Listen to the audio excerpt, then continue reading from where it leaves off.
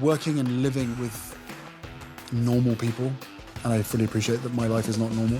What's going on, everyone? Welcome to the Behavioral Arts and another entry for the Body Language Library, which is a playlist right here on the channel, which is just short videos that take deep dives into one gesture per video. So that when you're out there and you're having a conversation with someone or you spot something and you just want to refresh your memory and remember what the research behind it is, what the meaning behind it is, you could just come over to the library, check out that video, and it'll refresh your memory pertaining to that one gesture. In this video, we are looking at one of my favorite gestures to look for in nonverbal communication, and it is the shrug and the amazing research behind it. So we're going to dive right into that and look at what it looks like, what the variations are, and what it means. And to support some of this, or to show some examples, we are going to take clips from the analysis that I did just recently pertaining to Prince Harry in the recent Netflix documentary, Harry and Meghan. So if you want to see these in context and the full analysis, you could check that out on the channel.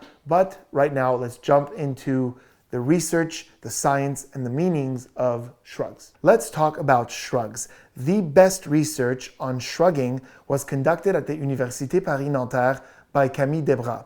And she talked about all the components of shrugging and isolated all the different meanings, and it's fascinating. So the first thing we know about shrugs is that it is a quick upward movement, and it could engage several parts of the body. Very often the shoulders are involved. Very often the hands are involved as we go like this. Mouth shrugging, which is this. The eyebrows are often involved as those pop up. And quite commonly the head tilts as well as we shrug. And we see all kinds of combinations and variations of these. Like you could see the shoulders and the hands like this, or the shoulders, the mouth, and the eyebrows like that. So any combination of these constitutes a shrug. So what is the meaning of a shrug? When do we shrug? Is it when we're lying? Is it when we're being honest? It's actually a lot more nuanced than that. So Camille Debras in her research divided all shrugs into 3 categories.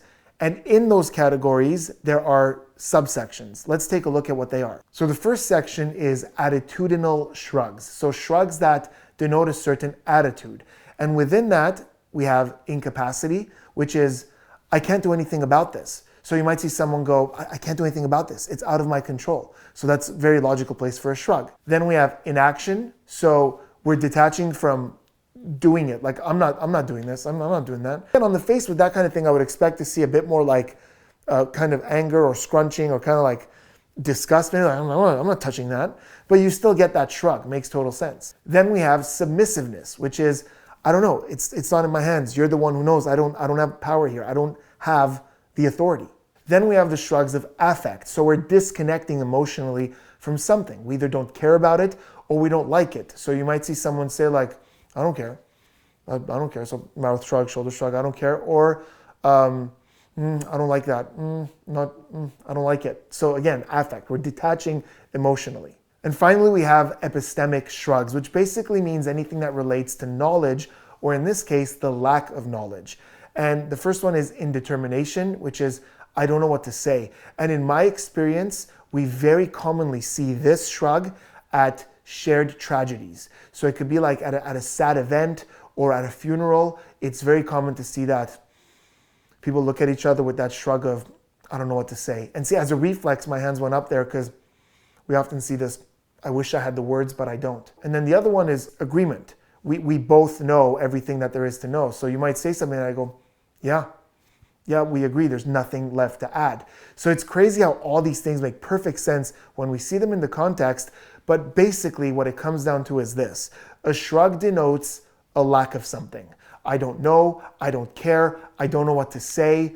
I don't have the words, I don't have the answer, I don't have the authority. So you're lacking something. Now I will leave a link in the description to Camille Debras' entire paper. It's all there, all the details, all the numbers, all the factors, links and references to all kinds of other research specifically on the shrug, and it's really fascinating stuff. To elaborate on this, ex-FBI interrogator Joe Navarro, who is one of the most successful authors and speakers on the subject of body language worldwide, talks about the difference between a shrug with both shoulders or a shrug with just one shoulder. And he says that in his experience, a shrug with both shoulders is an actual lack of knowledge, but a one-sided shoulder shrug typically is a little more deliberate and denotes a lack of confidence. Like if I'm less confident about something that I'm saying, I might get that shoulder to pop up, but I'm not so confident. With confident shrugs, both pop up. Working and living with normal people, and I fully appreciate that my life is not normal. So what are the shrugs that we're seeing with Prince Harry here? Well, they both happen during the statement, and I fully appreciate that my life is not normal. And they both have the shoulders involved. Both shoulders, both times, pop up and down. They both have the eyebrows involved. The first one has the head kind of do that sideways thing. The second one, not so much.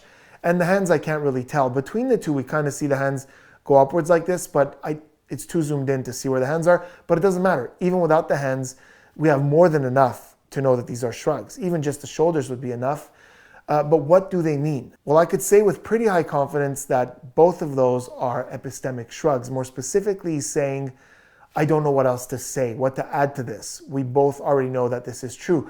So basically he's going, and I fully appreciate that my life is not normal. Like we all know this. I think it's pretty clear that my life isn't normal.